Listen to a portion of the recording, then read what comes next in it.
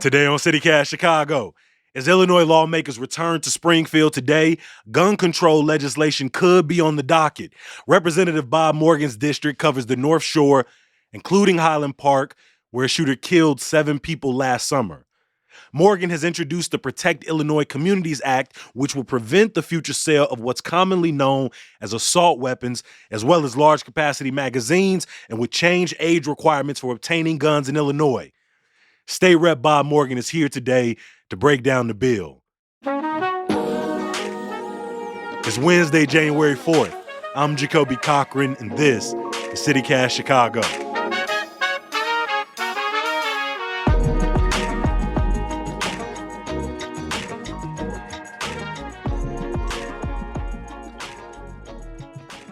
Representative Morgan, welcome to CityCast Chicago. Oh, Jacoby, please. Bob's perfect. Hey, I appreciate you being here.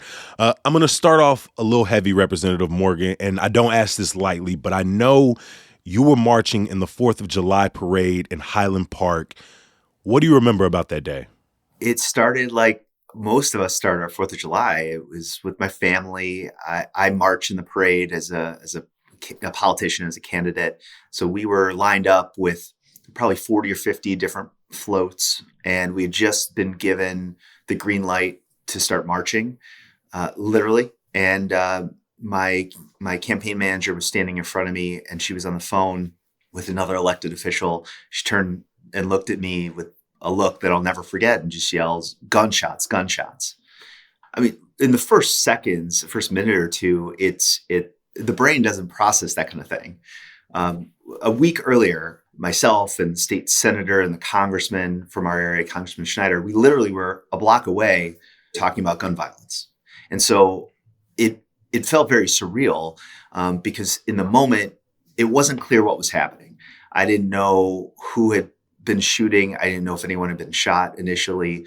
I didn't know if it was active initially. All I knew is my 2 kids were right behind me. So the first thing I did was just instinctively put my hands back because my children were right behind me. My wife took my kids and volunteers, and we moved them into a building just 100 yards away, and all our volunteers and everyone just kind of gathered into a safe place. And once I knew my kids were safe and my wife was safe, I went running to the scene where it was probably just a few minutes after the shooting, and saw a number of the victims on the ground. I mean, in those minutes, hours, days after the tragedy in Highland Park, we would learn that 7 people were killed, and I believe close to 50 were injured, which really, again, reignited this conversation, not only around gun control, but around the sale and the possession of, assault weapons. Can you describe for folks listening the weapon that was used in that tragedy? So the weapon that was used in the shooting was a Smith & Wesson M&P 15. M&P stands for military and police. The truth is that that's more of a sales marketing technique. It's a semi-automatic rifle. It's designed to be able to fire as many bullets as possible in a very, very short period of time. It's semi-automatic, so it's not fully automatic. It's a single pull of the trigger, single shot. But in this case, as many of these semi-automatic rifles have, this alleged shooter had a multiple 30-round magazines. So you're able to shoot 30 times, 30 bullets before you have to reload. So in this situation, this individual allegedly we know he was on the roof downtown right in the middle of this parade, and he shot off 30 rounds before anyone even knew what was happening. People thought it was fireworks at first. Sometimes people think it's a shotgun. Sometimes people think it's a handgun, but this was a weapon that's by design, literally created for the military, so they can shoot a lot of bullets very, very quickly. Mm-hmm. And for people not familiar, the difference between, a Glock handgun or a shotgun and something like an AR or an MP, like what makes a gun an assault weapon per se? Is it, is it the magazine? Is it how many shots you can get off? Is it, semi-automatic, automatic? What classifies a gun as an assault weapon? Yeah, and in our bill, we define it in a lot of different ways and get into some of that. But basically, it's based off of a definition that we had in federal law back in 1994 to 2004, we had a federal ban on assault weapons. So a lot of people say, well, that doesn't mean anything and it's just a scare tactic. No, there's a very specific definition of an assault weapon. It's a semi-automatic rifle, generally speaking, capable of very high velocity firing. Difference between a Glock and an AR-15 is a number of things, but the biggest thing is the velocity of the round, of the bullet. The average bulletproof vest that a police officer is wearing is not going to be able to withstand a direct AR-15, 5.56 round. NATO round is the bullet that's most commonly used. It's not going to withstand it. It's going to kill the officer. So like we talk about a Glock is traveling at about half to a third the speed of an AR-15 shot. And that's one of the reasons why a bulletproof vest is really effective for a Glock shot. The other part of it is a Glock is shooting a different type of bullet that's not designed to stay within the body. The 5.56 round, the rounds we're using in AR-15s and other types of semi-automatic rifles, they're designed to stay in your body. Like literally, that's the point. So it stays inside your body and it's just churning and destroying your organs. So the lethality really is different between you have a potential of surviving a shot by a handgun, a Glock. You do. You are very unlikely to survive a shot from an AR-15.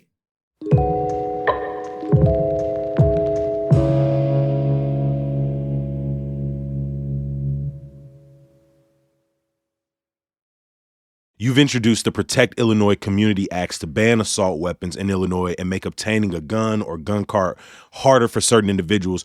What are the top priorities in this bill, Representative Morgan? Gun violence is a comprehensive problem. It's complicated.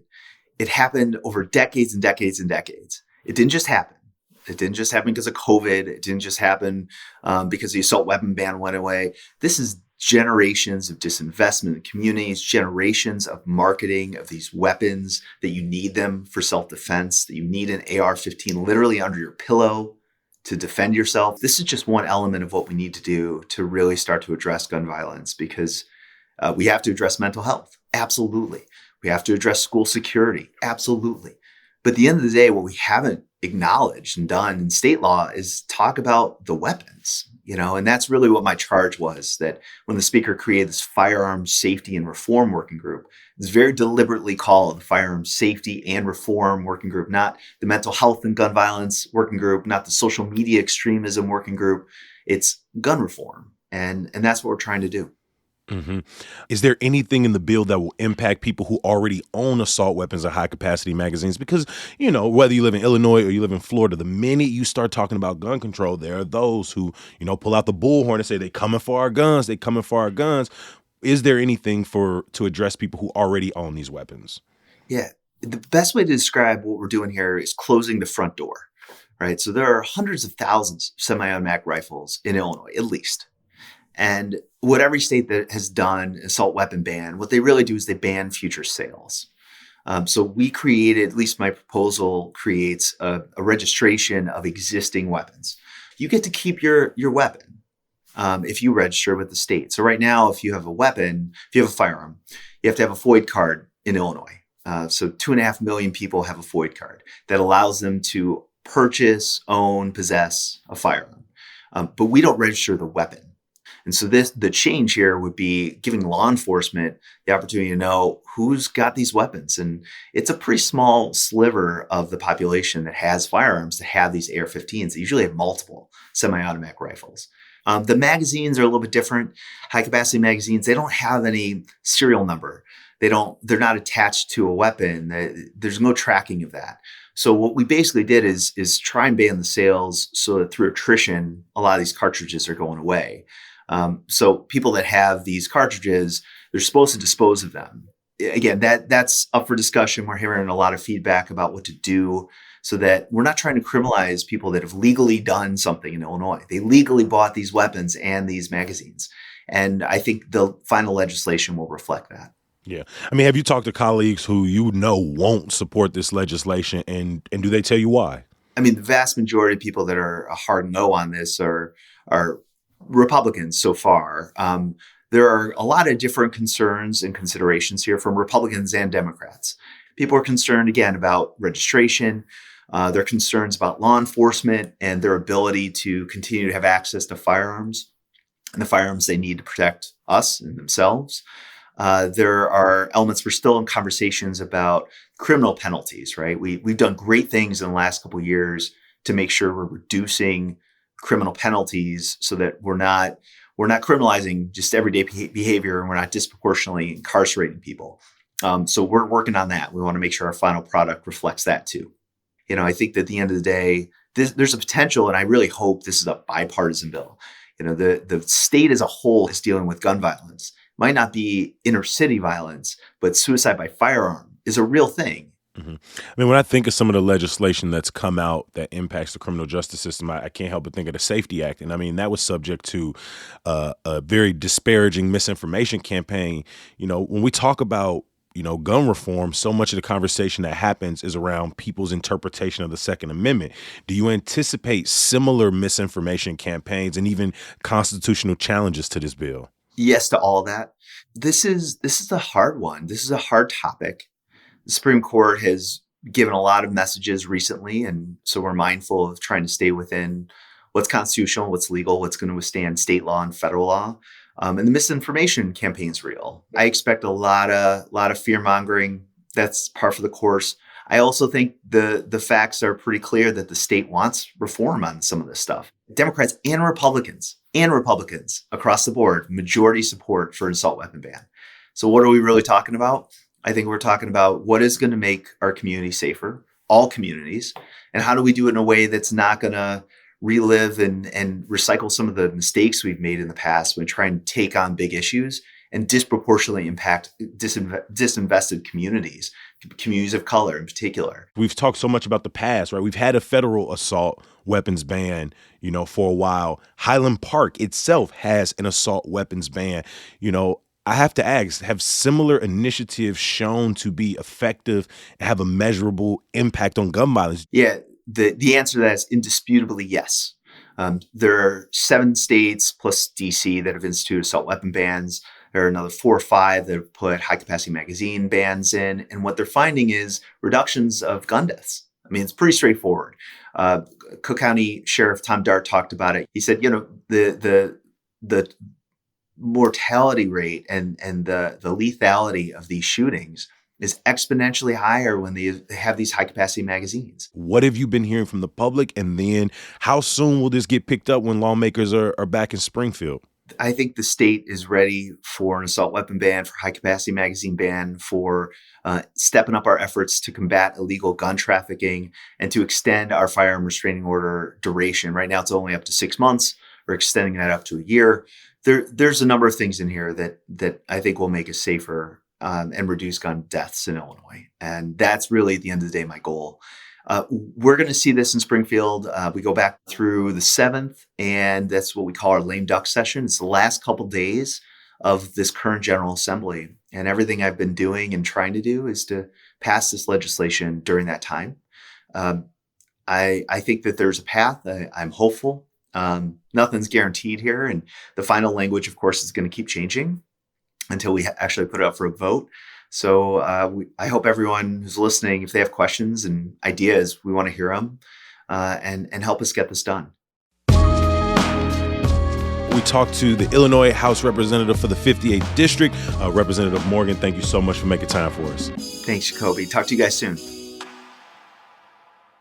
Before I let you go, a little bit of news, y'all. While a Kankakee County judge did place a stay on the state's end-to-cash bail, ruling the Safety Act provision unconstitutional, Cook County officials declared they're moving forward with the full implementation of the law. Unionized workers at Howard Brown Health, which runs 11 health clinics across Chicago, are planning to continue their strike today and tomorrow as they remain at odds with leadership over wages, layoffs, and increased support. A Howard Brown spokesperson says the clinic plans to keep all existing appointments. We're just a few days into 2023 and we're already getting our first executive visit as Vice President Kamala Harris is back in town to shut down traffic and champion the White House's economic agenda. She needs a champion canceling the rest of that student debt. I'm gonna just be real, that wasn't enough of me. It wasn't enough. And some good news to get you through The 36th annual Young Playwrights Festival starts today and celebrates winning works from some of Chicago's dopest high school age writers. Shout out to the 3 individuals being recognized throughout the festival, including Whitney Young's Jonathan Soko and Lane Tech's Elliot Valadez and Lucas Bigos. As always, we appreciate you for listening. I'm going to talk to you tomorrow. Peace. Is it Jacoby, right? Yes, sir. I appreciate you asking. Most people just take a stab at it. And it's Bob. It's not Bob. Not Bob. It's not Boob. It's my kids like throw an extra O in there. I think we just got our blooper for the episode. Thank you so much. He was like, I got a hard stop, so let me get the jokes out of top. All right, let's do it.